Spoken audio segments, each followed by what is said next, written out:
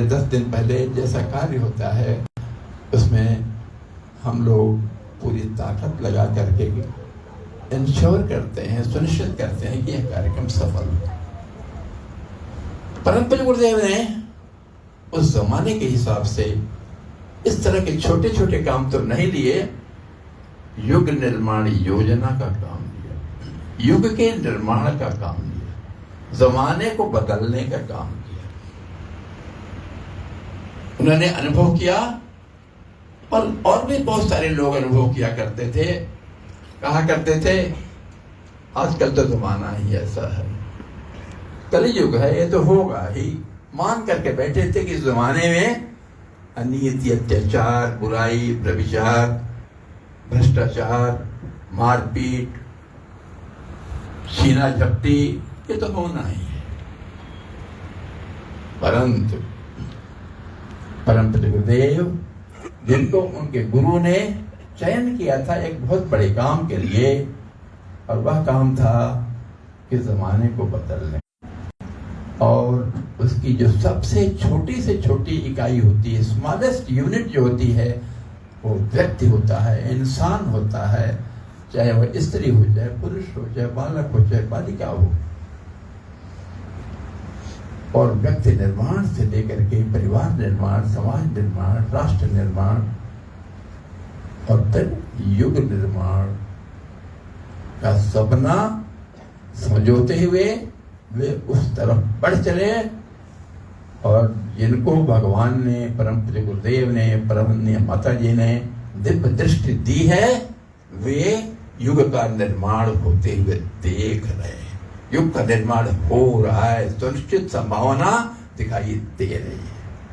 हमारे लिए एक खुशखबरी है, 21वीं सदी उज्जवल भविष्य दिखाई दे रहा है। कहीं अगर खराबियां दिखाई दे रही हैं तो उसे चिंता करने की बात नहीं है। खराबियां तो सतयुग में भी थी, ऐसा नहीं कि सतयुग में सब कुछ सत्य था, सब कुछ ठीक था, कोई बुराई थी ही नहीं। सतयुग में भी भगवान ने अवतार लिए। अगर सब कुछ ठीक था तो भगवान को अवतार लेने की जरूरत क्यों पड़ी? त्रेता में भी भगवान ने अवतार लिए, द्वापर में भी भगवान ने अवतार लिए,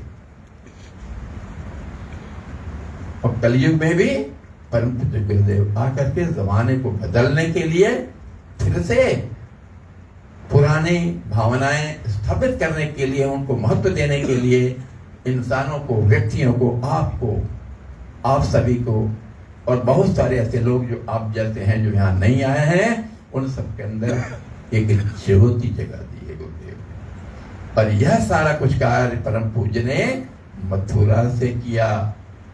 मथुरा आने से पहले यह कार्य वे नहीं कर पाए थे। मथुरा आने से पहले परम पूज्य गुरुदेव भी अपने निज के निर्माण में लगे थे, क्योंकि काम उन्हें करना था, शुरुआत उन्हें करनी थी। इसलिए अवलखेड़ा और आगरा में रह करके उन्होंने अपने आप को उस लायक बनाया जिससे कि एक बहुत बड़ा काम शुरू कर सकें, और उसके लिए वे मथुरा आए। उनके गुरु ने, हमारे गुरुदेव कहते हैं कि उनके जीवन का सौभाग्य था कि 15 वर्ष की उम्र में बसंत पंचमी के दिन ब्रह्म मुहूर्त में उनके गुरुदेव ने उन्हें दर्शन दिए। वे कहते हैं हमारे भगवान ने हमें दीक्षा दी और मैं समाप्त हो गया। ये गुरुदेव की भाषा है, और मैं समाप्त हो गया और हमारा भगवान और जीवंत हो उठा। यह समर्पण की परिभाषा, अपने को समाप्त कर देना, अपने को विलीन कर देना, विलय कर